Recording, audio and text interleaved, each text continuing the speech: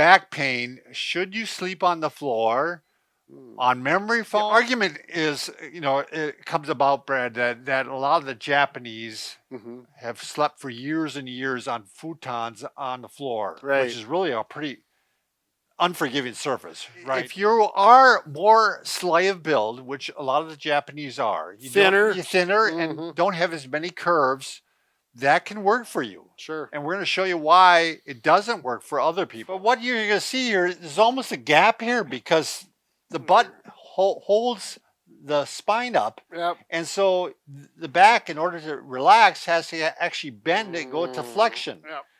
And if you do that all night long, you're flexed all night long, it can become stress on the ligaments, stress on the disc, and very uncomfortable. Dr. McGill, who I got all the information from, Stuart McGill, he had an athlete that was like a monster. Sure. And this guy had a huge buttock. Yeah. And he said when he would lie on the floor, he goes, I could almost crawl underneath there. That's how big it was. Yeah. So the same thing, Brad, if you lie on your side, and the same thing if you're kind of hippie, the back is going to curve down like this.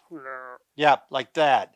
So again, we want to fill in this gap, and a mattress can do that. You can also use a sleep roll like this, Brad. Do you want to show? Yeah, and that's what this is made for, to put in that gap, whether you're on your back or your side. You could make one of yourself. You could roll up a sheet, and as you sleep in bed, your discs start to suck up fluid.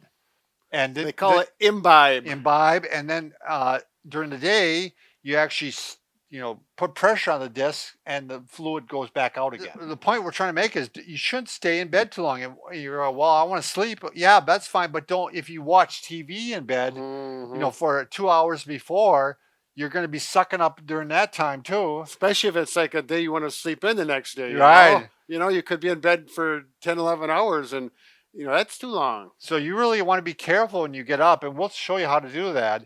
And maybe walk a little bit before you do anything else. So if you're a large person and you sleep on your back, what happens after a while on memory foam, you're going to sink into it, right, Brad? Yes. And you're going to create like almost a bowl.